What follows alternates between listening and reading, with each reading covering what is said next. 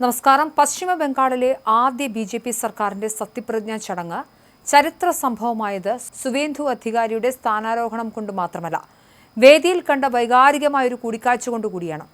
മുഖ്യമന്ത്രിയായി സുവേന്ദു അധികാരി ചുമതലയേൽക്കുന്നതിന് മുൻപായി പ്രധാനമന്ത്രി നരേന്ദ്രമോദി വേദിയിലുണ്ടായിരുന്ന ഒരാളുടെ പാദങ്ങൾ തൊട്ട് വണങ്ങി അനുഗ്രഹം തേടി.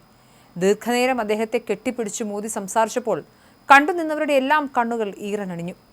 ആരാണ് പ്രധാനമന്ത്രി പോലും ഇത്രയേറെ ആദരിക്കുന്ന മാഖൻലാൽ സർക്കാർ?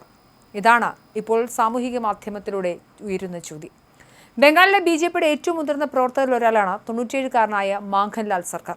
സിലിഗുരി സ്വദേശിയായ അദ്ദേഹം ജനസംഘം കാലം തൊട്ടേ പാർട്ടിയുടെ നെടുംതൂണാണ്.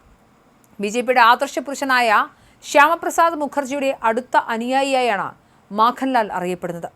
1952-ൽ കശ്മീരിൽ ദേശീയ പതാക ഉയർത്താനുള്ള പോരാട്ടത്തിൽ ശ്യാമപ്രസാദ് മുഖർജിക്കൊപ്പം മാഖൻലാൽ സർക്കാരും പങ്കെടുത്തിരുന്നു. ആ സമരത്തിനിടെ അദ്ദേഹം അറസ്റ്റ് ചെയ്യപ്പെട്ടു. അന്ന് കോടതിയിൽ ഹാജരാക്കിയപ്പോൾ മാപ്പ് അപേക്ഷിക്കാൻ മാഖൻലാൽ തയ്യാറായില്ല. പകരം കോടതി മുറിയിൽ വെച്ച് ദേശഭക്തിഗാനം ആലപിച്ച് അദ്ദേഹം ജഡ്ജിയെ പോലും അത്ഭുതപ്പെടുത്തി.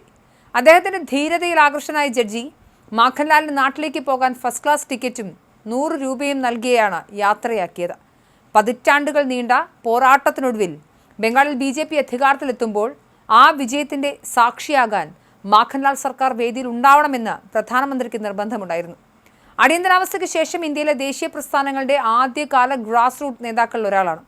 1980-ൽ ബി.ജെ.പി. രൂപീകരിച്ചപ്പോൾ പശ്ചിമ ദിനാജ്പൂർ, ജയ്പാഗുരി, ഡാർജിലിംഗ് ജില്ലകളുടെ ഓർഗനൈസേഷണൽ കോർഡിനേറ്ററായി അദ്ദേഹം ചുമതലയേറ്റിരുന്നു.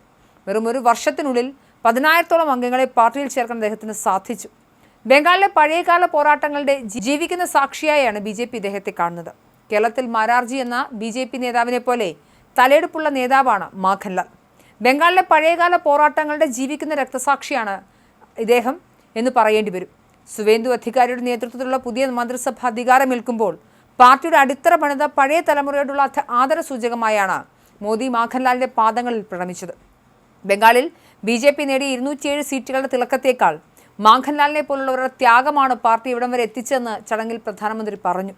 സത്യപ്രതിജ്ഞാ ചടങ്ങിന് സാക്ഷ്യം വഹിക്കാനെത്തിയ ലക്ഷക്കണക്കിന് പ്രവർത്തകർക്ക് ഈ ദൃശ്യം വലിയ ആവേശമാണ് പകർന്നത്.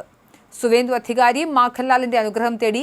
ബംഗാളിലെ രാഷ്ട്രീയ മാറ്റത്തിന് പിന്നിലെ പ്രധാന ശക്തികളൊന്നായി മാഖൻലാൽ സർക്കാരിന്റെ പേരും ഇനി ചരിത്രത്തിൽ രേഖപ്പെടുത്തും. പുതിയ ഗവൺമെന്റ് സോനാർ ബംഗ്ല എന്ന ലക്ഷ്യത്തിലേക്ക് എത്തുമ്പോൾ പഴയ പോരാളികൾക്കുള്ള ഏറ്റവും വലിയ സമ്മാനമായി വിജയം മാറുകയാണ്.